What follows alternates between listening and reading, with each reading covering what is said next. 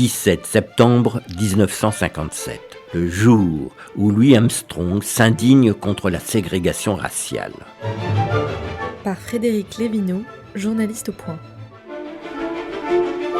Jusqu'à l'âge de 57 ans, Louis Armstrong n'a jamais parlé publiquement de politique. Il s'est toujours refusé à militer ou même à condamner la ségrégation raciale. Son prestige de musicien est tellement immense qu'il bénéficie même de privilèges réservés normalement aux Blancs. Quand on l'interroge sur le sujet, il se contente de répondre « Je ne me sens pas concerné par la politique, je me borne à souffler dans ma trompette ». Cette attitude de, entre guillemets, bon nègre dérange un bon nombre d'artistes noirs. Il faut attendre le 17 septembre 1957 pour qu'Armstrong fasse enfin son coming out.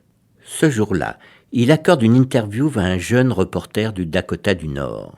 Les premières questions portent sur le jazz. Puis, le journaliste, malgré les consignes de son rédacteur en chef, interroge le trompettiste sur les événements de Little Rock. Dans la capitale de l'Arkansas, la garde nationale envoyée par le gouverneur empêche 9 élèves noirs de pénétrer dans un lycée réservé jusqu'ici aux Blancs. Et cela, en dépit de l'abolition de la ségrégation raciale décrétée un an auparavant. La question de Larry déclenche une colère jamais vue chez Louis Armstrong. Il s'écrie « La situation devient-elle si mauvaise qu'un homme de couleur n'a plus de pays ?» et de continuer à vitupérer en accusant le président des États-Unis, Dwight Eisenhower, d'avoir un double visage et de manquer de tripes. Il clôt sa diatribe en entonnant un hymne américain truffé d'obscénités. Il annonce renoncer à la tournée en Union soviétique organisée par le département d'État. « Avec la façon dont il traite mon peuple dans le Sud, le gouvernement peut aller en enfer », conclut-il l'interview. Publié le surlendemain, l'article provoque une onde de choc dans le pays.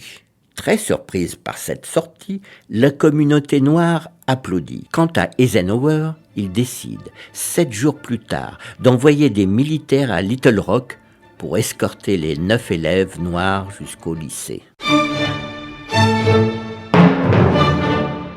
Une série réalisée par Megan Kieki.